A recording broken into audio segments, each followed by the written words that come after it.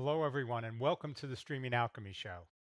I'm John Mahoney, and on today's show, we're going to do a bit of a recap on the StreamGeeks Summit, which was held last Friday, right here, but close to us in New York City. So, a lot of great stuff happened there, and there was a phenomenal group of people. So, I want to, dive in and dig a little deeper there. So, one of the key things that I saw there was that this summit, unlike any other summit or convention or conference we've been to around live streaming, really focused on the practice of live streaming, not all the gear and all the tech, but really around how do you live stream as a professional. And that was really refreshing and something that was really great.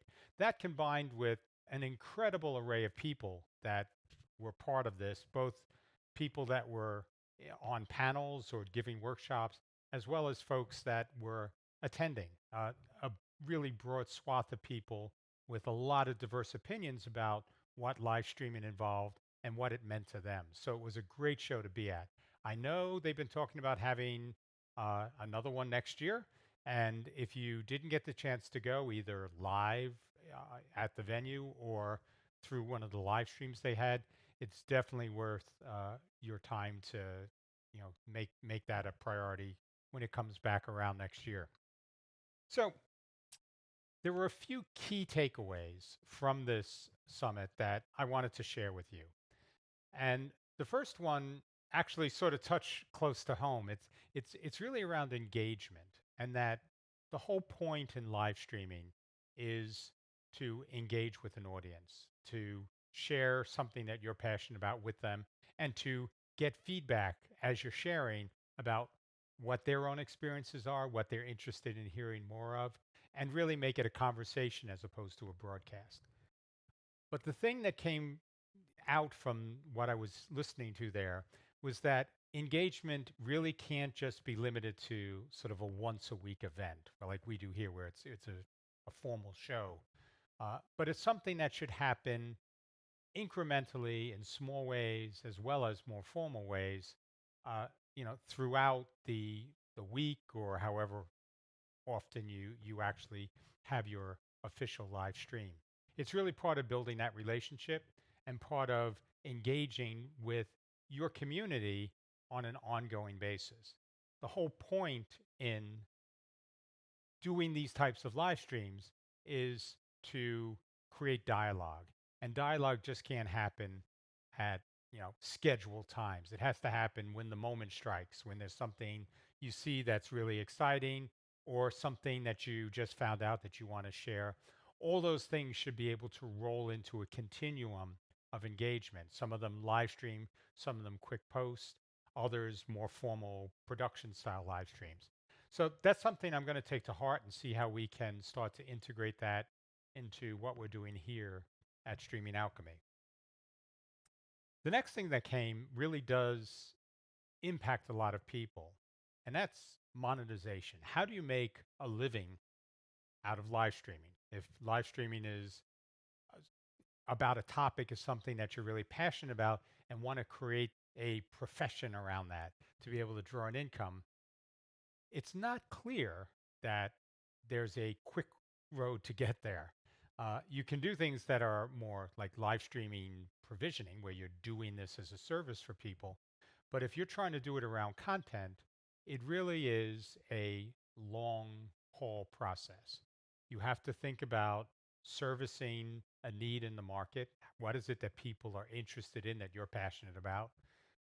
Building community around that, building a dialogue around that, sort of that trust factor that comes where you share something you really know and really care about.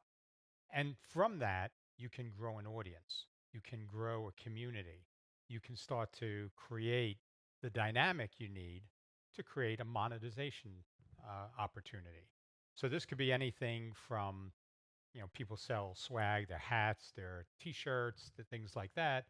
It can be things like Patreon, where you actually get your community to sponsor you. It can also be where you get true sponsors, where people will come in and say, I want to underwrite the production of your show. All of those things, though, will take time. And it isn't something where you should feel after you've done, 5 or 10 shows that now you're in a position to start picking and choosing who you want to have sponsor you. It probably won't work that way in almost any situation you'll be in. But I think what is critical is that if you are passionate about something, if you really are focused on community, those things will happen, but it's not the way you lead. And it's also tricky. There's a balance you have to strike. If you're thinking about taking on a sponsor, it has to be somebody that you would actually use yourself, that you feel comfortable recommending. The people that are in your community have developed trust with you. And the surest way to destroy that trust is to recommend something simply because somebody paid you to plug it, even if you don't really feel good about it.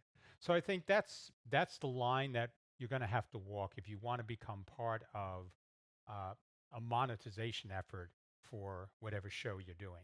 So something to keep in mind. It was a good point that was raised, and it is something that if you're not in the space, you don't typically think that much about monetization. But for those of us that need that as part of what we do in a live streaming effort, it's really critical to make sure you stay focused on community and understand the balances and the trade-offs you'll have when you take on sponsors. So the other thing, which was really a follow-up comment that somebody made, discussing this, was that it isn't always about the money either. Even if you are doing live streaming as your profession, I think the thing that brought us all into the live streaming space was a passion about something, a desire to have a voice and a say in a community of interest that we cared about. One of the things that we find, though, as you become involved with communities is that there are lots of diverse interests that sometimes need a voice. And there will be times where we'll need to be able to look at ourselves and say, this is something that is important enough that the money, in this case, is secondary. So I'll do some of this stuff pro bono, or I'll support and advise, or I'll try to get people set up so they can do it on their own. But things that are outside the space of money. So I think that's really key. Even if you're looking at live streaming as a monetization effort, you also need to look at it as an enabler for the community of people you're going to be working with, and something that you should really focus on, uh, because you have passion for it. And the money piece, again, will take care of itself, but don't forget that it shouldn't always be about the money. There are times where your skills can add real value and weight to something very noble or important that your community cares about and needs you to be a part of. So that was another interesting sort of twist on the whole monetization discussion. And the last thing is really something we saw that is trend focused. The first is that esports is really big, and it's growing. There is a dynamic in esports that's different. People who live stream gaming, who are involved in that space, typically depend on the engagement and the interactivity to create interesting feeds. People don't just want to become passive viewers, but they want to feel that they are with you when you're dealing with people who are streaming esports. So there is a lot of opportunity in this space, in the esports space specifically, to apply our knowledge of live streaming and to, again, potentially find revenue opportunities here. But this is a really large growing area that we all should be paying attention to, because we're going to learn a lot from what they require, but we're also going to be able to contribute a lot to the people who don't necessarily know all the ins and outs of the live streaming component of this. So those were a few things that I took. I know that Paul Richards is going to be talking a lot about this on things he's doing in upcoming shows. So I think this just gives you a sense of some of the things that were covered, some of the focus of this summit, and hopefully it will whet your appetite for whatever they have in store next year. So, one of the other things, though, is we had an opportunity to speak on a panel, which was great. But we also, in the beginning, held a workshop for live streaming called Live Streaming 101, which is really a get started guide for people that were looking to begin their own live streams. Now, some of the material in this workshop were things that we have covered on previous episodes in Streaming Alchemy, but overall, the subject isn't something we've touched on in a more structured way. So what I'd like to do is just go through this presentation, the same presentation basically I gave as part of the workshop, and hopefully you'll get some value out of this, or maybe stimulate some more questions about what you're trying to do, and how you should go about sort of structuring your efforts to get there. So let's get started over here. So we had about for this summit for this workshop probably about 45 minutes to do it. So I'll try to do it in a little less time, but the subject itself obviously could require you know days of discussion. It really is a much deeper subject than covered here, but hopefully this will be some good touch points. So one of the things that I focused on at the beginning was, what questions do you really need to be asking yourself as you start to think about live streaming? And probably the first one is, what do you want your show to be about? What are you going to be focused on? In the content space, there are lots of different verticals, everything from gaming to archery to, technical shows and things that people care about.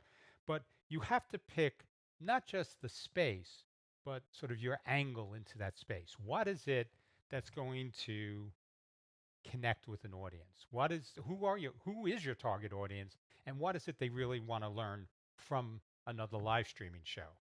Because the reality is you're going to be competing with other people probably in your same space. And if nothing else, you're going to be competing for time, for the multiple interests most people have. So if you want somebody to take a half hour or an hour a week to work with, watch your show and to engage with you, you need to have a value proposition. What is it that you are offering uniquely in your show that they can't get anywhere else? And that differentiator is really important. It isn't so much that you want to sort of wipe everybody else off the map in that sort of head to head competition. I think when you find you're in a zone where people are passionate, they welcome sort of these additional shows and programs that cover the same thing they care about. You just need to find a unique value that you're going to bring to the party when you start talking about this. And that's something you should think about before you begin your show. The other thing to think about is, what is the frequency of your show? And consistency is really important. We think about ourselves as being creatures of habit. And you want your audience to get into the habit at certain times and certain days to spend that time with you. And so this is something you need to think about. It's also, just the discipline that you need to have to make sure that whether you feel like doing something or not, you're going to be there in front of the camera and connecting with your community, because this is all part of the live streaming experience. And, this also comes down to runtime.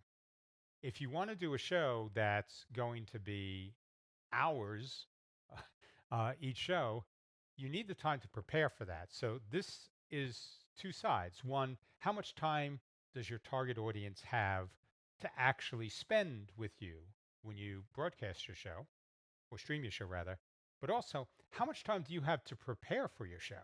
You have to think on both sides, because if you're not delivering value, if you're just getting, you know, going live and winging it, just talking about whatever comes to mind, you're doing a disservice. You're not really respecting the time of your viewers and, your community. And I think both of these things have to become part of the equation when you think about what you want to do for your show. So there are some like key questions that you have to ask right away before you even think about any of the tech that sits behind it.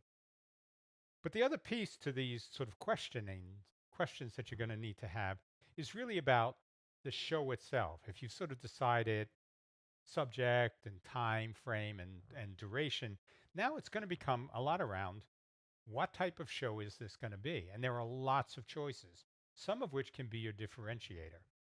So I think everybody's sort of seen, the interview or news types of shows where you either have guests or you talk about current topics in the space you're covering. You can do demos if you're in a space where there are a lot of new product introductions. Doing in-depth demos and talking about things in a way that your audience can sort of embrace or possibly use the products you're talking about. Those could be good. Those would be sort of the demos reviews. It can just be a chat show or a talk show. You can have people call into your show and engage with them, usually about a topic so people know what to expect. But all of these types of things are viable. Sports is another area when you think about the format. There are certain things that, if you're covering games, you'll have to figure out how you want to do that in a way that's accessible to people who care about the sport. The other thing is you can do sort of in real life streams. These can be tricky because you need to do them around things that your audience will care about on a fairly consistent basis. But I think this in combination, you don't have to pick one. You can pick several of these and vary this, between different shows. Or you can actually use these for some of the stuff we talked about at the beginning where you want multiple touch points of engagement throughout a week, say, if you do your show weekly. These are things that you could do where you could do quick interviews, you could do in real life streams, as well as have more formal news or segment focused shows that you do on a consistent weekly basis. So, things to think about in terms of the format of your show. And the next thing is the structure of your show. If you understand what you want to do, do you want to have a show that will break things down into sort of fixed segments where I'll lead with news and then I'll go into do a demo of a product and then maybe, if there's time, have an interview or take call-ins or other things. So there may be a structure that you want to put to it that would have these sorts of segments. It could also be narrative driven. You may turn around and say, I'm taking one topic and I'm having a long arc narration around that could involve feedback and responses from the people that are, watching your show as part of your community. Some of it can be ad hoc. There are very few people, but some of those few people can do ad hoc very well. They just can get on a flow and create engagement and create a connection with an audience without having a highly structured show. And that is the environment they thrive in. That's something that it's very easy to become boring and disorganized and rambling. So unless you're one of those people who can do that well, that would probably be a show structure I would stay away from as your main approach. And the other thing though is regardless of the structure, you should consider how you want to engage and interact with your audience. You want to be able to get them involved in whatever it is you're doing because that's the whole point in having a live stream. The next thing to think about is what's the talent you're going to need to run your show. So you may say, okay, I'm going to be on air, I'm going to be the guy in front of the camera. But you may turn around and say, I actually need a crew of people to do some of the things I want to do. If I want to take callers, I may need somebody like a producer role who can sit there and do the call screening and bring people on. I may need somebody who actually switches the show because the more things you have to do when you're in front of the camera, the less you can connect with your audience. So there are real benefits to doing things with someone else who can take and let you focus specifically on content engagement. So this whole arc of things that go around producing the show, you also need to think of where are you going to get that talent? Do they need money? Are they doing it on a volunteer basis? Is it something they're just passionate about? And that's great. They just want to be a part of it. Things to think about as you set up your show. Uh, the other piece in all of this is how many different roles do you want to have involved in this? When you have a crew, do you have people that are going to be doing lots of different things, all, one person, multiple hats, or you're going to be doing things where you have fixed roles. Very large, complex events really can require fixed roles, a true crew that's involved with your production. The other, may be things that are just smaller, and you just need one other person who can sort of handle things off camera as you focus on camera. When you go to set up, you also need to think about, where am I going to shoot my live stream from? So it can be a totally informal set. I mean, we have a fixed location and a set built around here, but for a lot of people, you can just do it right from an office. You can do it from, you know, a a place in your house that's quiet, that people you know don't walk through all the time, and you could have that sort of isolated space to do it. You can also have a real production facility where maybe you're doing it at a true studio, where all of these things can be variable. uh, you could even do it potentially green screen, though that's a whole other show we'll do at some point. You have to do green screen well to make that work. If you're doing sports, you may be doing things that are on location or at, stadiums or other venues that are now something that you'd have to think, when you set up your show, how can I get my gear there? How can I get it out? How do I work with the infrastructure at these different venues?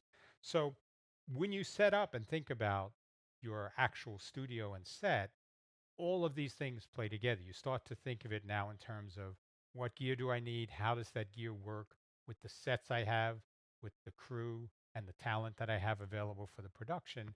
And can it cover the things I want to do in terms of format and structure for the show? So, sort of the whole thing together really ties into, can I build the production infrastructure that I want and run a show on a consistent basis, based on all the things that I'm looking at here. And, all of these things are important to think about. You don't necessarily have to have hard answers for all of these, but you should have a very strong sense of the types of shows you want to run. And once you get started, you'll learn a lot, and you'll be able to sort of adjust as you go along to dial it in for what works best for the community you're starting to attract. So the next piece, which is really central, is your internet connection. So one of the things that I talk to people about when they discuss live streaming is, be wired. Whatever you do, don't try to go and stream with everything being connected wirelessly. There are too many gotchas in all of this where things can just fall apart. You can lose connections, there can be interference, and suddenly you'll find that you're not able to do the production, certainly with the quality that you're hoping to. The other thing, which we talk about a lot, is testing ahead of time. You can't catch everything. There are certain things that are beyond your control, but you want to make sure that anything that you do have control of, you've checked out and made sure it was working before you start your production. And the other thing is, you want to make sure that it's working under the same conditions you're going to have when you go live. So if you test your internet and everything looks good and you have great bandwidth, and you did that test at 3 in the afternoon and your show's at 7, when people come home and they start connecting to all their streaming services and go online and do online gaming, the bandwidth, maybe not in your house, maybe not in your studio, but the local bandwidth, what's available to people who may be using sort of a cable connection for their internet, that could be seriously challenged, and you could get very different results. And that's the other thing, is one of the things I talk about is your bandwidth test. I said, treat them like dating site photos. They're going to be something that's probably an optimistic view of what you're actually going to get. So figure on the top values you get as being just that, peak values that you probably won't have consistently. So you definitely should be looking at things from a sort of a pessimist point of view, and recognize that you want to make sure there's plenty of headroom in whatever bandwidth you see you have available so you can run your show. One of the metrics that I use is this sort of 1.5 times. I would like to have at least 1.5 times the bandwidth I know I need for all my aggregate video and audio that I want to stream out. And so this really gives you that buffer. I've said that's sort of your optimal. That's probably a bad choice of words. I'd say that's probably your minimum. You don't want to go live if you have less than this sort of 1.5 times minimum for what you want to do. And these are just rough numbers that you can go with for what's involved. So in a 1080 would typically you need 6 megabits, for 720, 2.5, and for an SD 480 stream, about 1.5 megabits. You can squeeze by with less, but as I say, if you don't have numbers like this showing up, it's very possible you could end up running into problems with it. So the other thing is switching platforms. There are lots of choices for what, we use a TriCaster here, but there are a lot of choices. So if you're starting out, you can do things that are direct via an app. So you can just put your phone on a tripod and point it at you and talk. And as long as you do it where you work on clean audio, so you can plug mics, other stuff into phones, you can actually get a very good live stream coming out of today's phones. And that's perfectly, acceptable in almost any situation. You just have to take care that you have everything as clean as possible. The next thing, there are lots of web-based options. So beyond just going to YouTube or to Facebook and streaming through their web interface, you can also use third-party applications like Be Live, which will let you from your browser, set up stream, do lower thirds, even do things like bring on guests. So some very interesting things you can do in the browser-based switching platform space that definitely look into if this is one of the places you want to start. There are also software-based switchers, and these are ones that are probably best known. So you have, Wirecast, you have vMix, and both of those are pay options, but you also have a free option in OBS. So even if you don't have the money for software up front, OBS is a very capable free alternative that if you have a sufficiently powerful laptop or PC, you can certainly run that and do a very professional looking stream. OBS is in fact what most of the gaming community will be using to live stream. So it's actually developed a great following. So just, there's a range of choices. The pay ones typically are simpler to use, have a lot more features, and you can get much better support. But all of the ones that are available out there are definitely capable. The other thing is hardware-based switchers. So some of these, like the Ross Carbonite or Blackmagic's ATEM line, they can be, ranging in price from under $1,000 to, $10,000.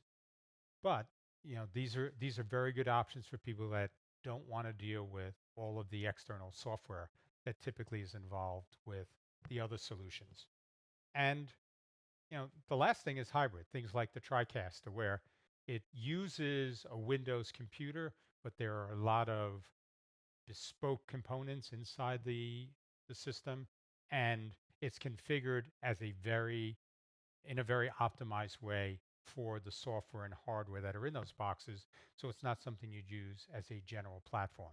So all of these cover the range, and there are clearly in the live streaming space a fairly broad set of price points you can hit from free or the phones you have in your pocket all the way up to north of $100,000 for a fully configured studio setup with all of these options.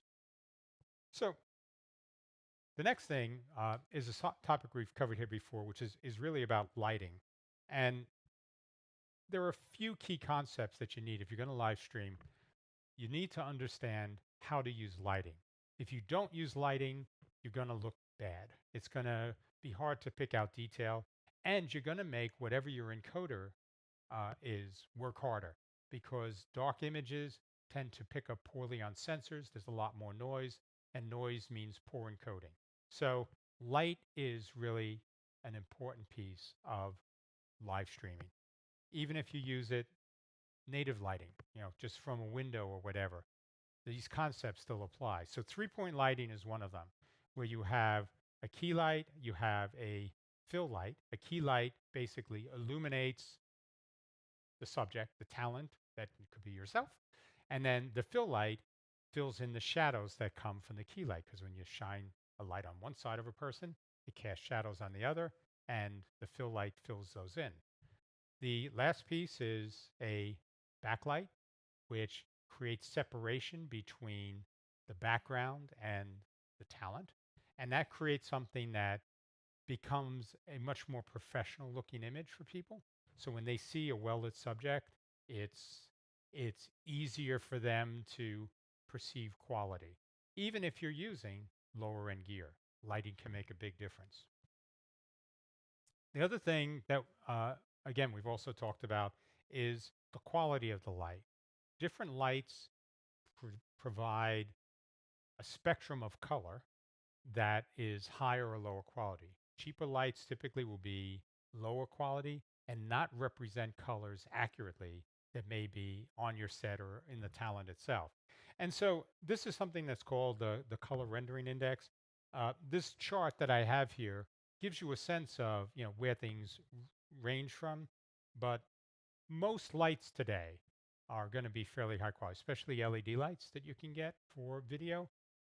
95 CRI, a CRI of 95 is really considered the baseline of quality lighting. Uh, you can probably get by with slightly lower, but I certainly wouldn't look at going with anything lower than 90. And again, if you can afford the better light, get one good light as opposed to a lot of cheap lights, because you can use techniques like a bounce card. So you just take a whiteboard with one good light to create a key and a fill, uh, things like that. Don't waste money that you in the long term will eventually throw away and replace. Buy my opinion is to buy better quality things up front and then build on that and figure out ways to work with a smaller number of good quality things that will last you as you get deeper into live streaming. The other thing, and this is really important when we talked about it, is color temperature. Lights have a specific, I'll call it U, a specific color tint that if you see them on camera, uh, you can you sort of distinguish. If you look across here, you see things that look very warm, sort of the yellowish color, up to very blue, which are cooler colors. So this spectrum of things that you see is really going to give you a sense of what is the color temperature of a light. And when you do streaming, you typically, or any video production, for that matter, you typically want to keep all the lights the same color temperature. And the reason for that is that when you white balance cameras, basically tell a camera to say that color that light is reflecting off of something is white. When you want to point to a white chart, a white card, white clothing on a person, that's going to take and compensate. So every light that would potentially look blue will now look white. So if all your lights are the same, your colors will look true and accurate. If you mix lights, if you have some lights that are, a higher color temperature and some that are a lower color temperature, you're going to end up getting these color hues. Either things will look more jaundiced and yellow because you're balanced for, brighter color for higher color temperatures, or the other way around. Things will look really blue and stark, and you're balanced for the warmer temperatures. So these are things to keep in mind as you go through and look at lighting to get started. But all of these things together, lighting is very important in aggregate, and keep that in mind. You can get a lot of quality out of lower end gear if you have good lighting. So one of the things that we've talked about before is the setup we use here on the Streaming Alchemy show, which is really just a light pole that we have set up, one of those Manfrotto auto poles, and we clamp lighting onto that. So as we go along, we use these big super clamps and tie things together where people will now be able to hang lights. And if you go through there, with the lights on, then we put a screen in front of it, which creates diffusion. And diffuse light tends to be more visually satisfying to most people. It it does away with harsh shadows and makes the edges of shadows that are cast become very smooth, almost like gradients. So it can make a big difference with the type of light that you get on subjects. But the advantage to this approach for us is that everything, all the wiring and everything is all attached to this one pole. So if I wanted to reposition it, I can just loosen the auto pole, move it to another location and tighten it up again and just plug it in. The other thing, which you really can't see in the picture I have here, is that it doesn't take up a lot of floor space. So this pole really just takes up a very small space right on the ground. And so you don't have the trouble where people are tripping over it or kicking it or other things that can happen when you have larger light stands that are heavy enough to take and hang multiple lights from. So just throw this out there as a suggestion to consider how you may want to set up lighting. This is one option for you as you look at that. So let's see. So the next thing is audio gear. One of the things that I talk about a lot on this show is audio is more important than video. If you have good audio, but marginal video, people will hang around and sort of watch and listen. If you have terrible audio and you have great video, people in most cases will abandon your stream. And that's just the way we're wired. We we can compensate for a lot of things we see, but what we hear, if it's not clear and well well equalized, you will not get a good sound and people will leave. So when you think about sound, you definitely want to use a microphone of some kind. You don't want to use anything that's on camera. You can get away with something on phone if you're sitting right next to the phone. It acts kind of like a local microphone, but I would recommend getting an external like lightning or 3.5 millimeter jack microphone to work with even your phones. But there are multiple choices you have here. So you have headsets, which are what we typically use when we do web conferencing, the ear cups and a mic in the front. Lavaliers are also called lav mics. They're the small mics that would clip on to your clothing and sort of the cable would run down behind your back. The other thing is ear set mics, which is what we have here, where it just loops over the ear and comes around. You can adjust these typically, and they tend to have a higher quality sound, mainly because they're designed and priced for a more professional audience. The other thing to consider is shotgun microphones. A shotgun mic was originally designed for news gathering, where you could put the microphone on a camera and have it pick up the sound from a distance. And it was also designed for studio set use, where you wanted to hold something on a pole over a person and very directionally could get their audio. So it has a long history in the video production space. The advantage to a shotgun is that you don't have to put anything on. If you just out of camera, like if I right up here where my hand is, if I had a shotgun mic sitting there, you would get very, very clean audio from that off camera with nothing that I'd have to attach to my clothing or my person to make that connection happen. And it means less setup time. So you could sort of sit down, turn things on, and go. Another good feature whenever you're dealing with uh, live streaming. The other piece is you may need in-ear monitors. So we use in-ear monitors here, so somebody that's switching the show can tell me if something's going on that I need to be aware of. It can also be used if you need to hear guests that may be coming in remotely. Uh, or if you just need to hear other hosts on a larger set, maybe you're in an auditorium and you have people on two different sides of a stage in that auditorium. They may not be able to hear each other directly, so an in-ear monitor gives you the ability to know what's going on and have that awareness with other people that you're doing the production with. So the real option, though, with all of these is, do I want to do something that's wired or wireless? Now, while I talk about Ethernet and I'm saying you absolutely have to be wired, That doesn't change. But with audio gear, wireless has really, really improved. So if you're in a situation where you have, clear sort of line of sight, clear uh, airwaves around you, doing wireless is going to make things so much easier. So right now I have two wireless packs, one for my in-ear monitors and one for the uh, ear set, and they allow me to have freedom of motion. I can go anywhere I want if I wanted to move around the set. And this is also true, you know, during the whole preparation time. If you have to have somebody anchored to a single location, or they have to keep taking a mic on and off every time they want to move around, that can make it difficult for the talent. So wireless is really a big deal in terms of convenience and flexibility. It does cost more. I mean, buying really cheap wireless gear probably is not a good idea. You'd be better off going with higher quality wired, and you could probably for the same price get something that would be really good for, really good sound quality.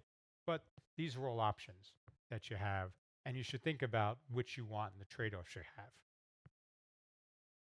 One of the other things I hear about is people ask me about, well, what's the difference between plugging in an interface or having a mixer that I want to use when I want to connect audio to my live streaming gear? And the quick answer is nothing, realistically.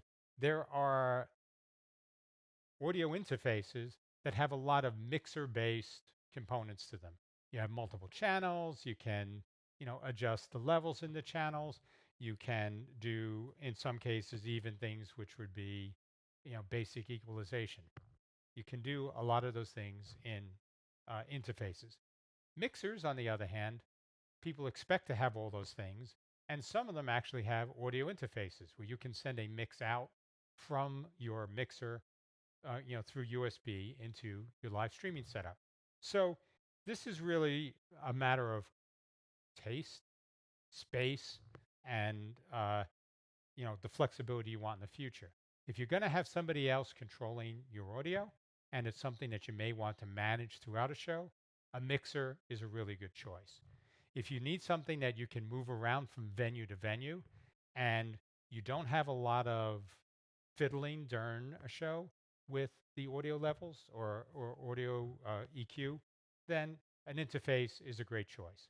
You can have both. There's no real distinction in terms of overall capability. They'll take several audio sources, combine them, and send them out in stereo into your live streaming setup. So whatever works for you is good. There isn't really a right or a wrong way to go there.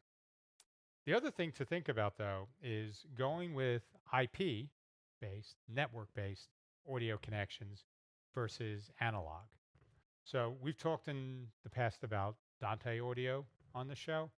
We love it. It gives you so many advantages over analog audio, both in terms of flexibility and setup. But there is a cost that goes with that. Interface gear, mixers, all those things. If they're going to support Dante, they tend to cost significantly more than gear that doesn't. There are interface boxes like this one that can take multiple ins and outs that are analog and convert them into IP based audio. So these are ways that you could integrate existing analog gear into a production that uses IP, or to bring the critical pieces of your production over to IP without having to invest in a fully IP based infrastructure. So something to consider. It's really nothing that we could go to in depth here, but there are some significant advantages, and definitely something that if you're thinking about audio, you should consider as an option. Now, here's the interesting one: is cameras. Uh, Cameras are, they cover the range of things from smartphones all the way up to high-end swappable lens cameras. And I'm not going to go through them in a lot of detail here, but a few points I want to make. First is, if you're going to be using a camera that's at the lower end, that's smartphones or webcams, and even lower end camcorders. Lighting is essential. We touched on this, so I won't harp on it. But we have found that, there are some very good webcams out there. We really do like the PTZ Optics Webcam 80. So that would be something. I know a lot of people talk about the Logitech and they're very happy with that. Those would be two that if you were looking to go that route, those could be both be good choices. Uh, if you're going with detachable lenses, that's its own beast, and this is too high a level show to really go into the details about lens choice and other things, but cost really become the driving factor here.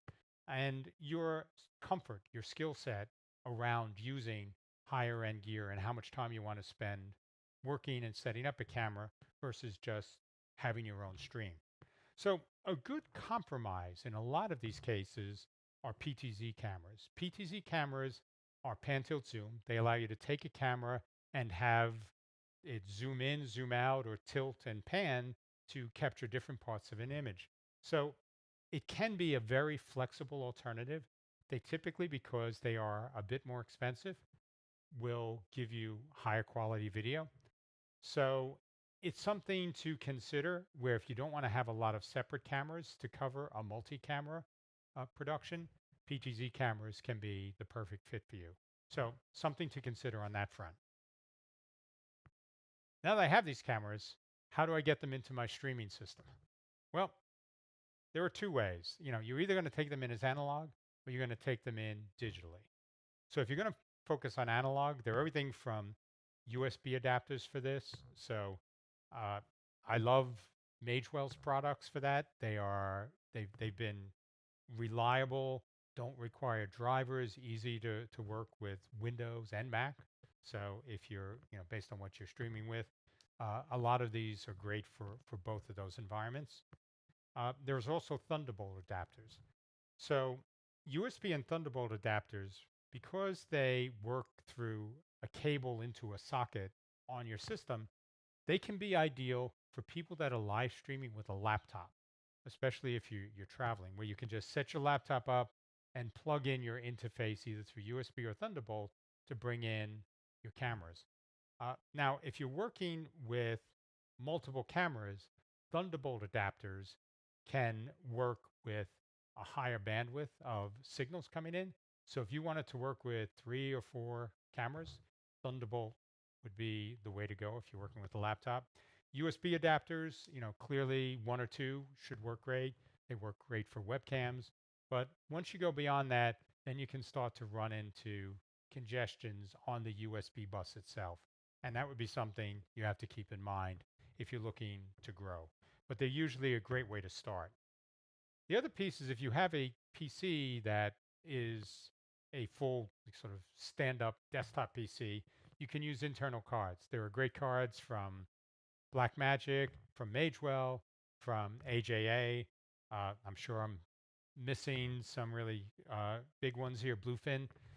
So this really is the professional, quote unquote, way to bring video in. It's fixed in a place. There's no cable to fall out during a production. You have the full bandwidth of the computer bus as opposed to sort of an external bus connection that you need to worry about. So this would be one of the best ways to bring camera feeds into a live streaming system if you have the right type of computer for it. But the other way is NDI. Uh, I'm a big fan of NDI. We've used it here for a number of years.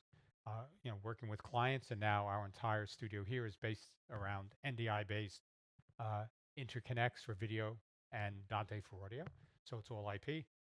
But the advantage to NDI is that if you can plug a camera into a segment of a network, anywhere else on that same network segment, you can pull that video off uh, through NDI and send it into a system. So that is hugely powerful when you're dealing with different types of configurations, especially in places where you don't have a permanent setup, where you may be in a school and you need to cover a game, cover an event in the school, and then move all the gear away. You have much simpler setup, simpler teardown, and a very flexible way to work with the gear that you do have. So definitely something to consider. There is more cost. You will need either a camera that has NDI built into it, or you're going to need a converter that will take an analog camera or an SDI digital camera, HDMI digital camera, and convert that over to NDI as a protocol. So lots of good options for connecting gear, but all of these should be things on your list to consider. So the other thing I want to touch on now is encoders and what you actually do when you stream out. An encoder is really a very fancy term. We talk about video encoding. It's basically taking a higher quality video stream and converting it in as lossless a way as possible to a more compressed, lower bandwidth video stream so that I can send it over the network to somebody who will, what's called a CDN, content distribution network, somebody who take my feed and send it out to other people.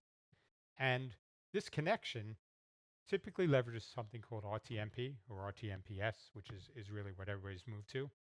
And the compression format it uses is H.264. Typically, these are not requirements, but you will find that in almost every case that you deal with, they will use RTMP as the transport. How do I send that video over to my CDN? What's the protocol we use? And the codec, the actual compression, will be H.264. And this is done because they're low latency and very high efficiency in terms of, you know, it doesn't require huge processing in order to create that sort of compressed view. Now, all a CDN really does is it takes that one compressed video that you send up, and it creates multiple formats of that. So somebody streaming over a cellular network, somebody viewing your stream over a cellular network to a phone can get something appropriate for them, whereas somebody watching over Roku on their 70-inch TV set in their living room will have an appropriate format for them as well.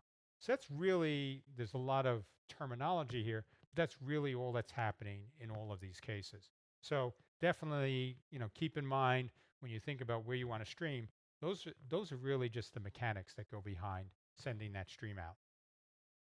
So the other piece now, we've sort of touched on the questions, the tech. Now the other piece is more about running the show and what's involved. And so part of this is really developing branding. How do you want people to recognize you in your show? So part of that starts with the color palette. So if you look at what we've used here with our branding, we have very specific colors, blues, we have sort of those deeper oranges. We use white with black outlines for contrast, things of that sort. And we created those colors as we didn't create the colors. We leverage those colors as part of what we consider our brand. So if you see those and we package them in different forms or shapes, it still becomes recognizable as the Streaming Alchemy show. And really that's the next piece is how do you take all these assets, these colors and sort of general shapes and create a graphic design? How do you want people, when they see just an image, to know it's you? Because you're competing for attention, and getting branding right is an important piece, even though it's not what most people think about first when they think about live streaming. It is important when it becomes a part of building a community and attracting new people to your community. The other piece that I talk about is something called a show card. Every time before we go live, we put out a little card, basically a little image over Facebook, typically, that says, we're going to live, here's what we're going to talk about. The reason we do this is that if you think about how people use social media, they are scrolling through a feed of things that come up. And what you want to be able to do is catch their eye and make them stop. So if you simply put out a text message that said, hey, we're going to be starting our stream at 2 o'clock today, we'd love you to join us. We're going to be talking about this. That's the chances that they're going to just scroll by that are pretty high.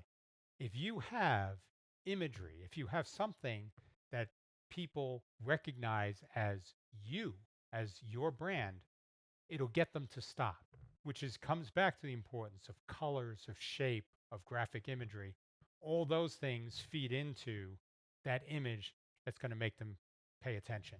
And we do the same thing after the fact. So if we have thumbnails that we want to associate with every show that we have online, we create them so they look the same way.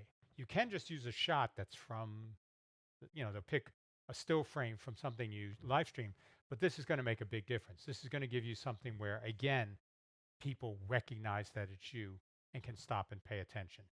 These are just like some basic branding things that I think everybody should think about. Now, the next thing is you've gone through all this, you're all set up, and you want to go live. So, what are some of the things you really need to think about right before you go live? Well, one of them is a longer term thing. You should think of something called an editorial calendar.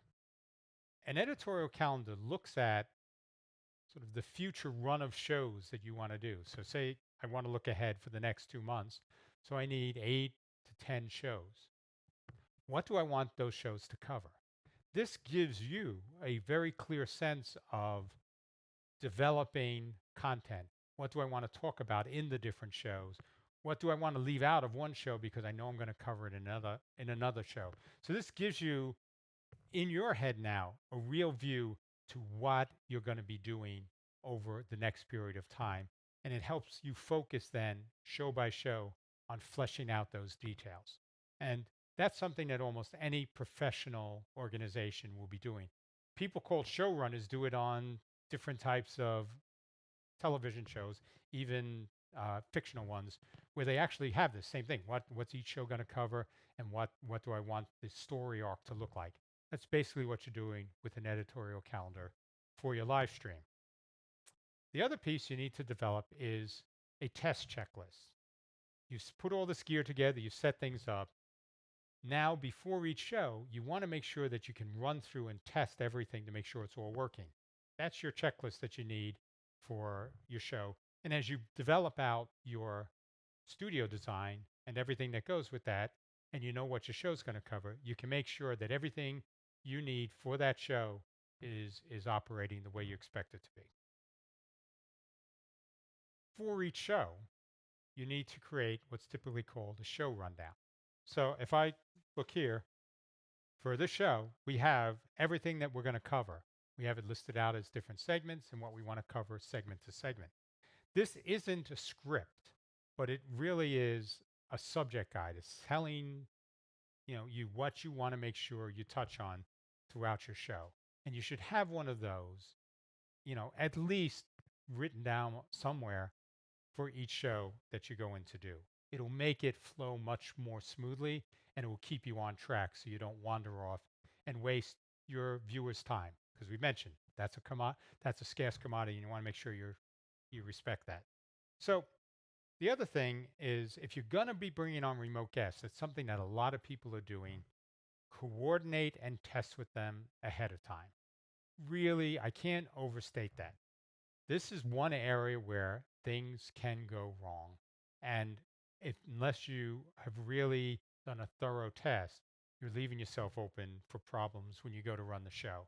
And I'm not talking about the 5 minutes before your show test.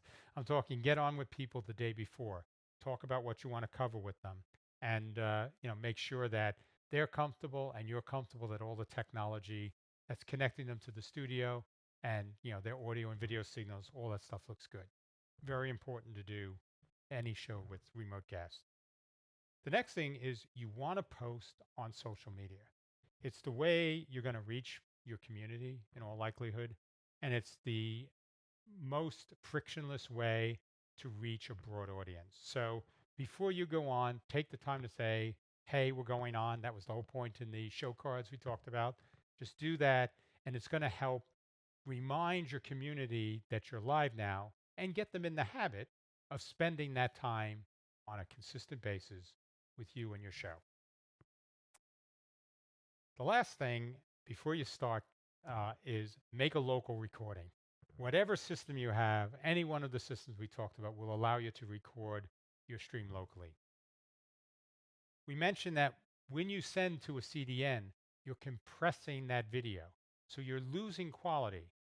And you don't want to take and say, I can only download a lower quality version of my stream from one of the CDNs. You want to capture the highest quality version of that as you can.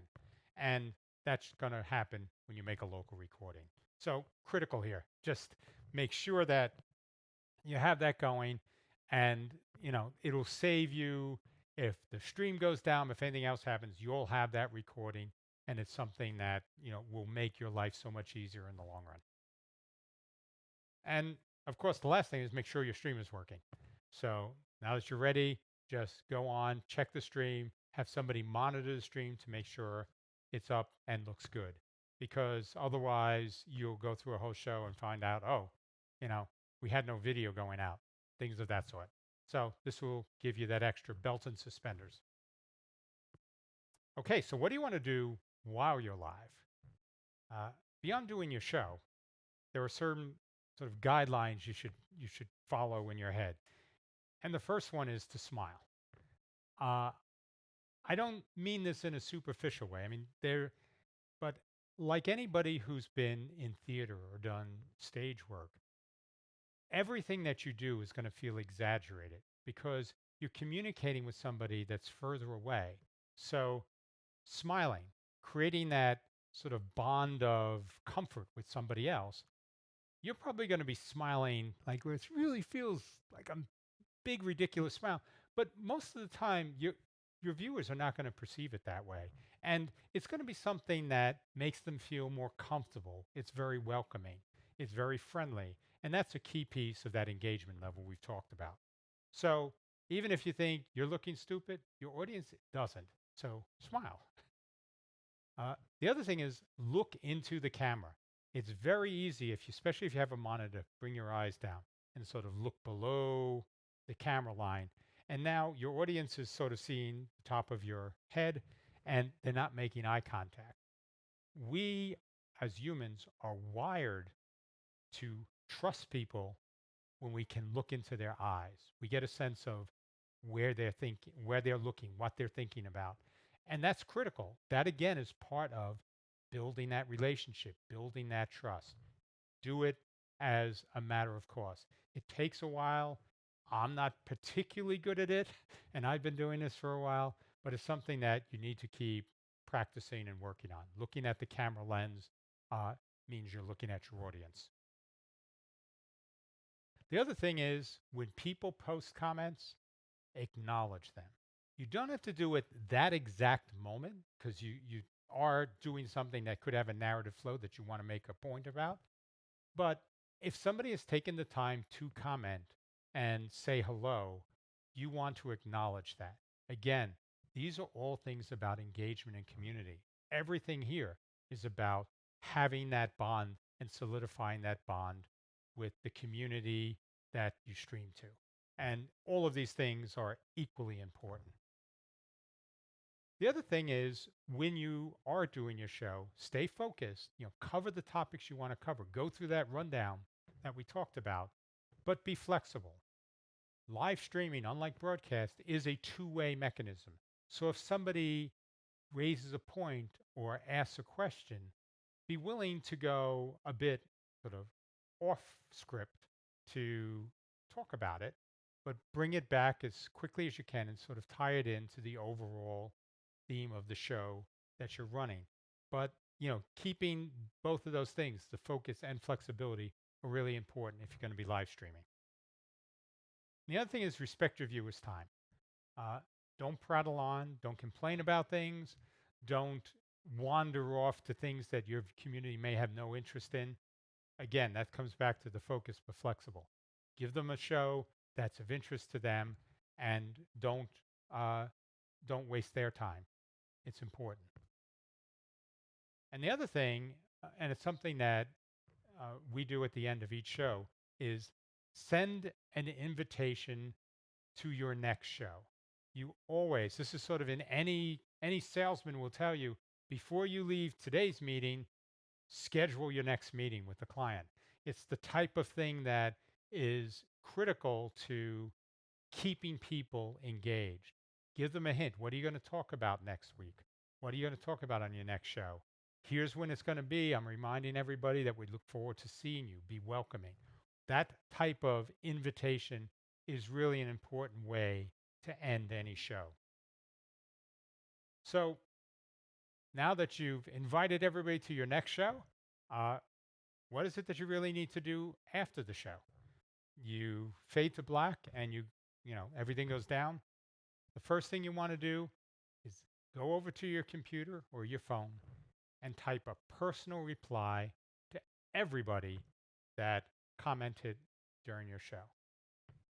Even if there are a lot of comments, this is really important. Uh, this is one of those Gary V types of recommendations that I thought was brilliant. If you if you want to create a relationship, you have to acknowledge when people talk to you, and you want to thank be thankful to them. Say that that was great. I'm glad that you took the time, because you want to encourage dialogue. So if people feel acknowledged, they feel that you're grateful for their participation, they're more likely to do it. And it really is just, again, part of cementing community, building that bond that really your future live streaming in a show is going to be based on. The other thing is share your show. Don't be shy. You've already gotten yourself in front of a camera and spent time talking about a subject you care about. So now share it. If there are other pages that will allow you to share it or other groups that will allow you to share it, cross post it there. Always get permission. Do not become a spammer, but there are lots of people that would welcome links to shows that you have if they think it would be interesting to their community. So, you know, in addition, when we talk about sharing, replace your show's thumbnail image. That was the thing we talked about before with getting that branding in. You want to make sure that the image that's going out, that people see it on other pages or in other sites, that they have that visual cue, that branding that will bring them and say, oh, I know who these folks are. That's a good show. I want to watch it. And then the next thing is make a backup of your recording. uh, sounds, obvious, but you would be surprised how many people will, in the middle of another show, I'm running out of space. What do I do? I'm recording my show on this system.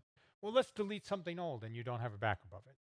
That's the worst thing. So while you're not in the middle of a live production, copy that show off, put it on a drive somewhere, and just make sure you keep that archive.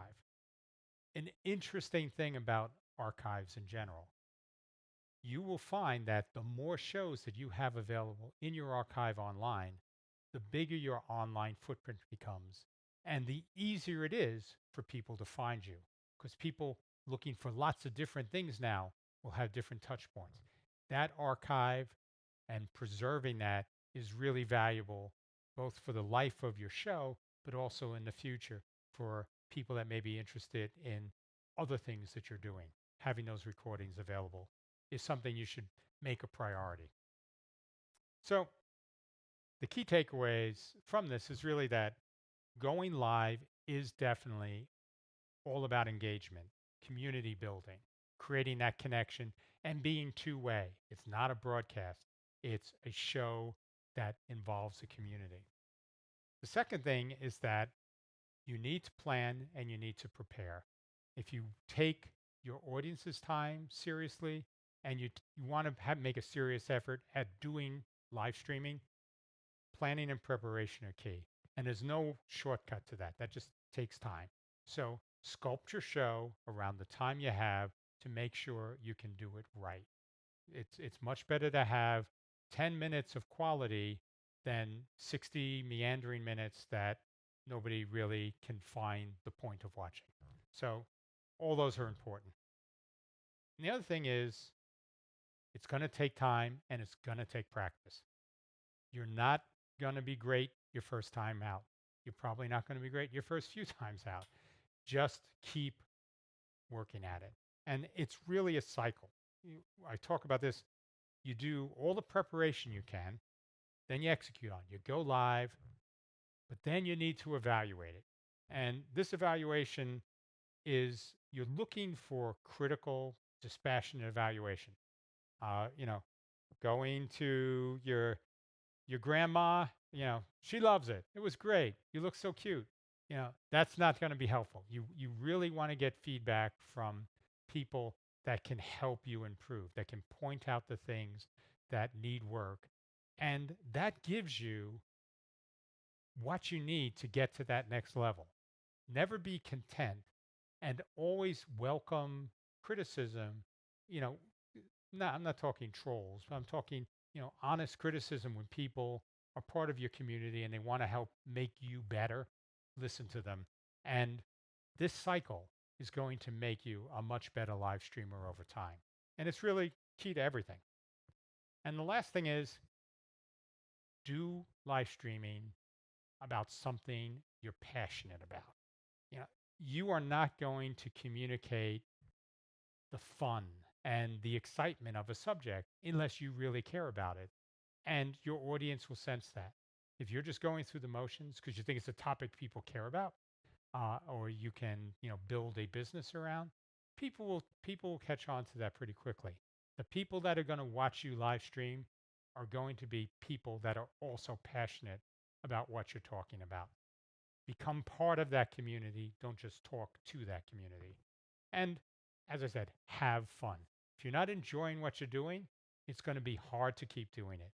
It's going to take a lot of effort to get up and do a show, especially if it's a longer show, requires more planning.